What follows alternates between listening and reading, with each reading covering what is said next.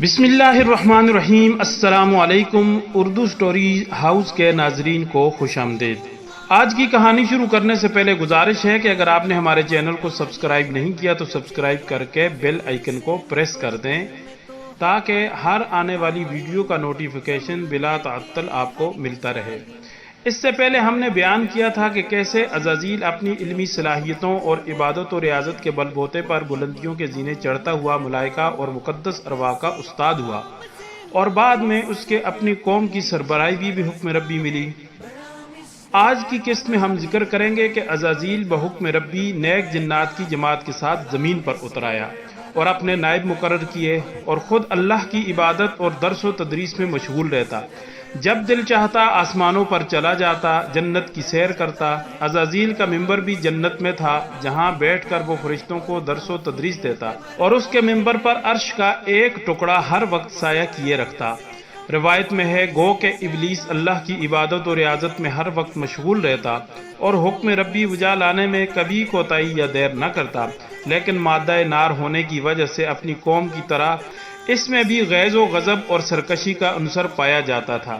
اس پر مستضاد یہ کہ اس میں اپنے والدین کی صفات خودسری، بے خوفی، چالاکی اور مکاری بھی پائی جاتی تھی۔ اس سب کے سبب کبھی کبھی وہ اپنے مقام و مرتبے اور قدر و منزلت پر مغرور بھی ہو جایا کرتا تھا۔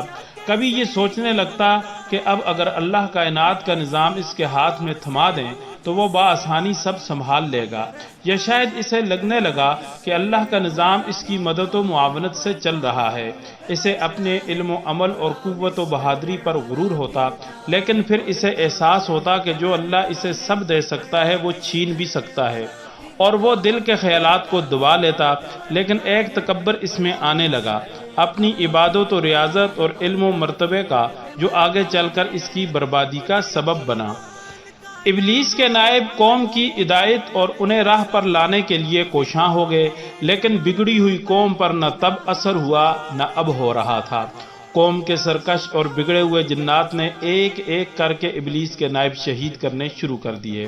جب عزازیل نے دیکھا کہ یہ نہیں سدھرنے لگے تو وہ اللہ کے دربار میں پہنچا اور اجازت چاہی کہ وہ پھر سے زمین کو ان سرکشوں سے پاک کر دے۔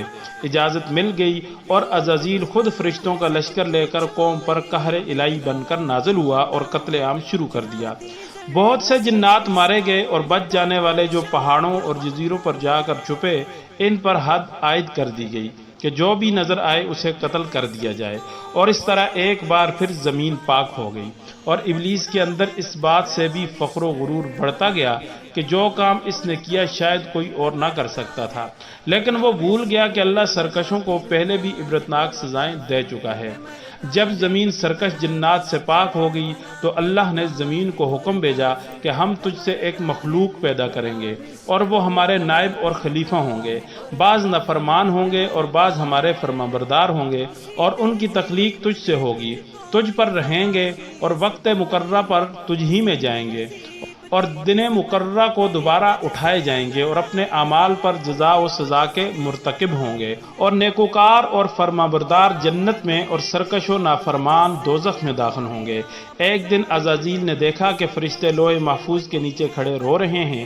عزازیل نے پوچھا تو انہوں نے لوح محفوظ کی طرف اشارہ کیا، جہاں فصیح عربی میں لکھا ہوا تھا کہ ہمارا ایک مقرب کے عبادت رب کی اتنی کرے گا کہ کوئی ٹکڑا زمین و آسمان میں نہ ہوگا جہاں سجدہ نہ کیا ہوگا، لیکن ایک سجدہ حکم کا نہ کرنے کی وجہ سے وہ مردود ہوگا۔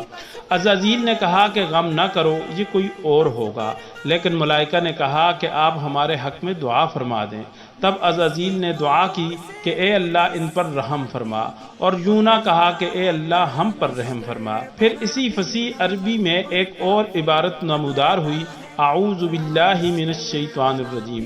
عزازیل دربار ربی میں حاضر ہوا اور پوچھا کہ یا اللہ یہ کون شیطان مردود ہے جس سے پناہ مانگنے کی تلقین کی جا رہی ہے؟ آپ مجھے بتائیں اور حکم دیں، میں اس کی گردن کاٹ دوں۔ ارشاد ہوا کہ جلدی نہ کر، بے شک اسے تو بہت جلد دیکھ لے گا۔ اردو سٹوریز ہاؤس پر شیطان کی کہانی کا سلسلہ جاری و ساری ہے۔ آپ نے اگر ابھی تک ہماری ویڈیو کو لائک نہیں کیا تو اسے لائک کریں، چینل کو سبسکرائب کریں، بیل آئیکن کو پریس کریں، دوستوں کے ساتھ اس کہانی کو شیئر کریں۔ ہم اگلی قسط کے ساتھ دوبارہ آپ کی خدمت میں حاضر ہوں گے، تو اگلی ویڈیو تک اجازت دیجیے۔ اللہ حافظ۔ ربی ہے وہی میں کام کرتا ہوں،